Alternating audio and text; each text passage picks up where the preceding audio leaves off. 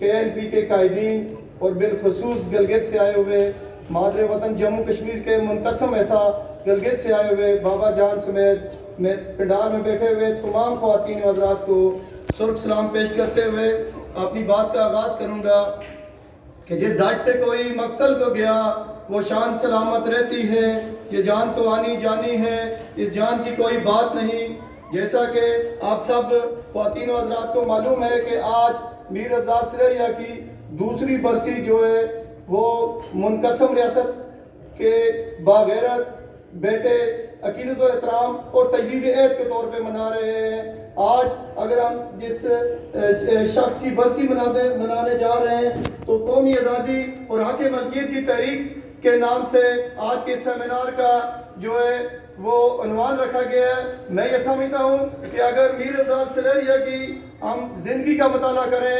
تو وہ تسلسل ہم بہت پیچھے نہ ہی جائیں، تو میں یہ سمجھتا ہوں کہ اگر مقبول بٹ شہید کی اگر ہم لیڈرشپ کی بات کریں تو جو نظریہ مقبول بٹ شہید رہ کے منقسم ریاست جموں کشمیر کے غلام عوام کو جو ہے وہ دے کے 11 فروری 1984 کو اس دنیا فانی سے کوچ کر کے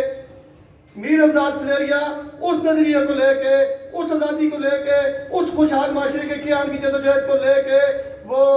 ریاست جموں کشمیر کی وحدت، آزادی اور خود مختاری کے لیے جو ہے وہ مصروف سفر رہا۔ میر افضال سلیریہ کی ساری زندگی جو ہے وہ مادر وطن کی آزادی، خود مختاری اور خوشحال معاشرے کے قیام کے لیے تھی۔ ہم یہ سمجھتے ہیں کہ آج میر افضال سلیریہ ہم میں موجود نہیں، لیکن اس کی جدوجہد، اس کی جو فکر، اس کی جو سوچ تھی وہ آج ہمیں ہمارے درمیان نظریے کی صورت میں، سوچ کی صورت میں ہمارے اندر موجود ہے۔ آج اس پنڈال کے اندر بیٹھے ہوئے خواتین و حضرات آج افضال سلیریہ کے کردار کو سلام پیش کرتے ہوئے تجدید عہد کر رہے ہیں کہ جو افضال سلیریہ جو مقبول بٹ کا پیروکار تھا، جو مقبول بٹ کا نظریہ لے کے آیا تھا، وہ اس دنیا میں ہمارے لیے مسئلہ راہ بنا کے چھوڑ گیا۔ ہم یہ عہد کرتے ہیں کہ جس وقت تک مادر وطن جموں کشمیر کے اندر سے غیر ریاستی افواج کا انخلا نہیں ہو جاتا، جس وقت تک مادر وطن جموں کشمیر، شہید کشمیر مقبول بٹ کے نظریے کے مطابق ایک آزاد اور خود مختار ملک نہیں بن جاتا،